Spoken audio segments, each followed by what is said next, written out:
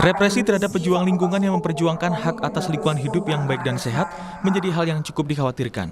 Para pejuang lingkungan ini selalu dibayangi ancaman strategik Lawsuit Against Public Participation atau SLAPP. SLAPP sendiri merupakan bentuk penggunaan instrumen hukum untuk mengkriminalisasi pejuang lingkungan. Karena itulah Mahkamah Agung sebagai lembaga tertinggi di Indonesia mendorong perlindungan hak konstitusional masyarakat tersebut. Salah satu langkah itu tertuang dalam Surat Keputusan Ketua Mahkamah Agung Republik Indonesia nomor 36/KMA/SK/2/2013.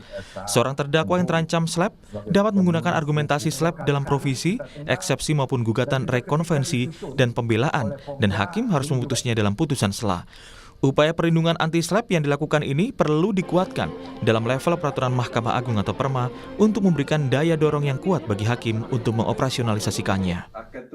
Kita membuat Perma, rancangan Perma cukup lama, diketuai oleh Pak Takdir. Mudah-mudahan dan tidak lama lagi lah, mungkin bulan ini juga ran Perma itu sudah jadi Perma. Karena saya sudah menandatangani rancangannya itu setelah diharmonisasi di Kumham dan sudah kembali lagi ke Kumham. Tadi sudah diberitakan, sudah dapat nomor, itu artinya dalam waktu dekat segera akan disahkan. Rancangan yang dibuat melalui arahan Ketua Kamar Pembinaan Mahkamah Agung, Takdir Rahmadi, dapat dijadikan payung hukum untuk para hakim dalam menegakkan hukum anti-SLAPP setelah disahkan. Selain itu, diperlukan adanya sosialisasi dan pemahaman secara lebih intens kepada para penegak hukum tentang anti-SLAPP dalam setiap penanganan perkara lingkungan hidup.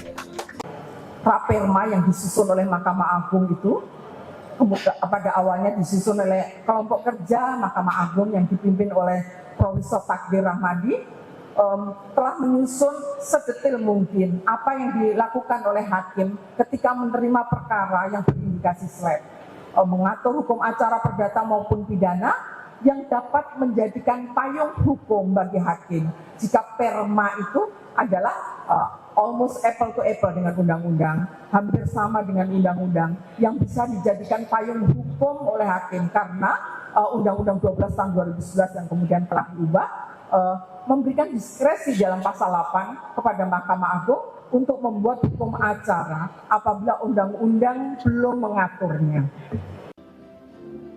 Diharapkan dengan adanya kepastian perlindungan dari SLAPP, para pejuang dan aktivis lingkungan hidup tidak lagi dibayang-bayangi oleh kecemasan dan ketakutan dalam melakukan tugasnya untuk memperjuangkan kelestarian lingkungan hidup.